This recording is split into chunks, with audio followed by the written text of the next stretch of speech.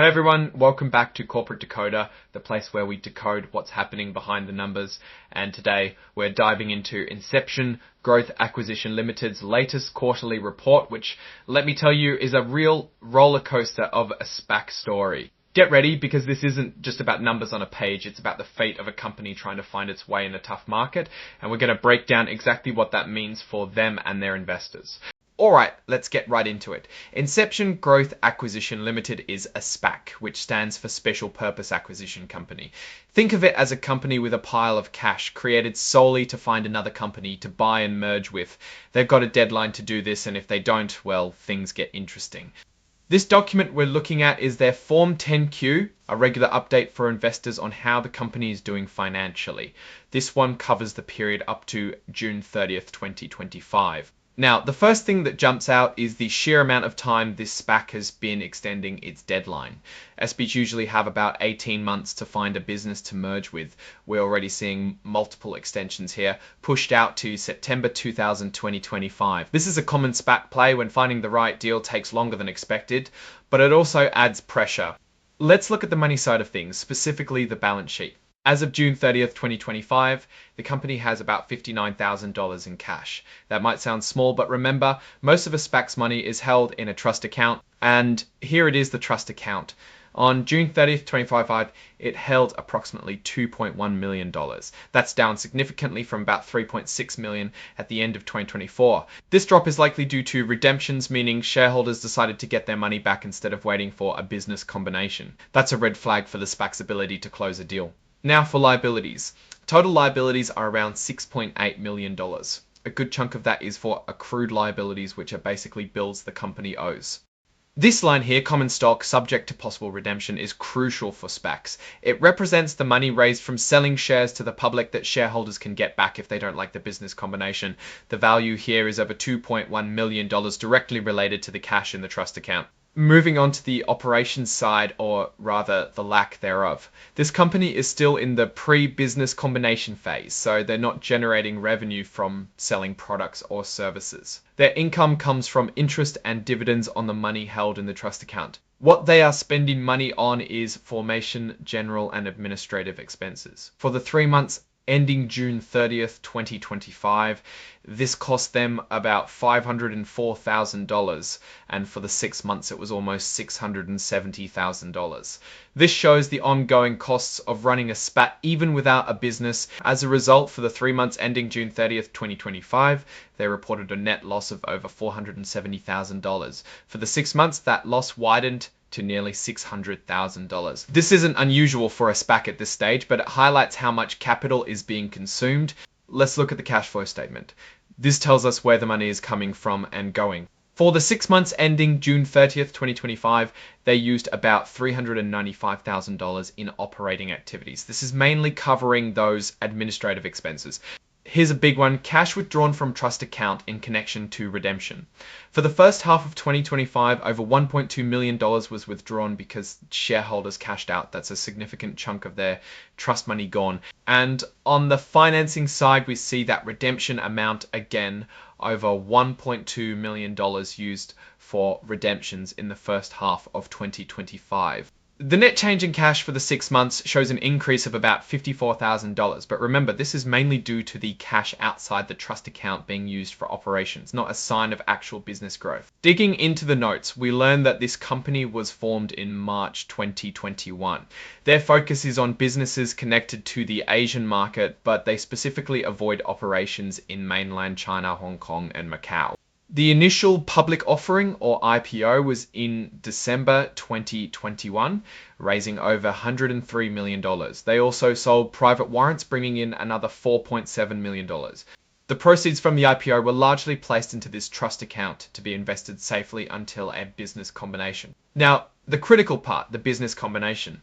They need to merge with a company that's worth at least 80% of their trust account value. The clock is ticking, and if they don't find a deal, the money in the trust account gets returned to shareholders.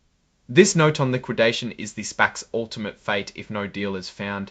Essentially, they'd have to turn all the money in the trust account back to the shareholders. This section, liquidity and going concern, is super important.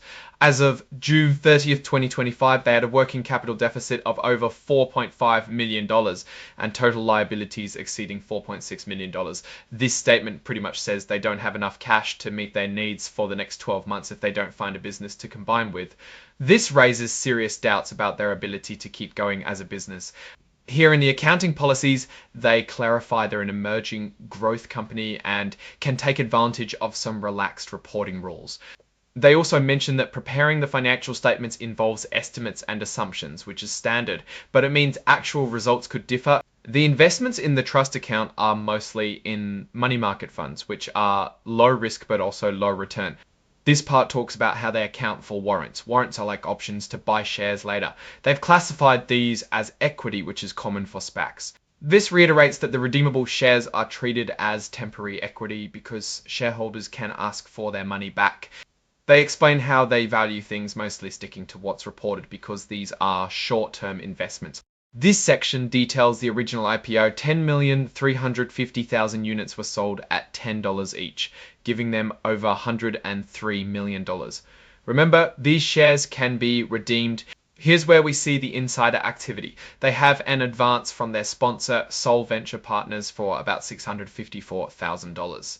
They also pay their sponsor a $10,000 monthly fee for administrative services. This is pretty typical for SPACs, as the sponsor often provides management and operational support. There's also a promissory note to the sponsor for $154 million.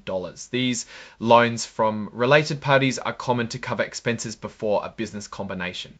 Then we see a whole history of extensions. They've extended their deadline multiple times, each time requiring the sponsor or affiliates to deposit more money into the trust account to keep the SPAC alive. They've deposited small amounts like $11,000 here and there, showing they're actively trying to push that deadline for a combination. They also mention non-redemption agreements. This is where the sponsor might give some of their founder shares to investors in exchange for them not redeeming their shares.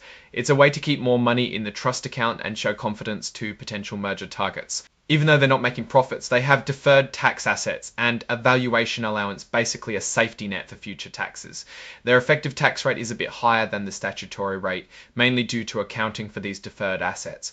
Looking at events after June 30th, 2025, they continued to extend their deadline, most recently to October 13th, 2025, and then into early 2026 for the earnout period of a potential deal. This shows they are still actively working towards a business combination. Item 2, management's discussion and analysis of financial condition and results of operations. Out in this section is the management's own explanation of how they see the company's financial health. They reiterate the lack of revenue and the costs involved in running the SPAC. They highlight their net loss for the periods, again explaining it's mostly due to general and administrative expenses. This part confirms what we saw on the balance sheet, not much cash outside the trust account. They explain how the trust account money is used and the ongoing extensions. The big takeaway here is that without a business combination by their extended deadline, they will likely have to liquidate, returning the trust account funds to shareholders. They state they have no off-balance sheet arrangements, which is good to know. This is where they list their commitments, like that monthly fee paid to the sponsor. They mention their accounting policies, emphasizing that estimates are involved, which means numbers can change. Again, they confirm their warrants are treated as equity, and they confirm the redeemable nature of the public shares. This shows how the losses are divided between the redeemable and non-redeemable shares. It's important to see that the net loss per share for the non-redeemable shares, which include the sponsors, is significantly higher in dollar terms as they start from a smaller base of shares. They don't have much market risk because their investments are short-term and safe, like US Treasury bills.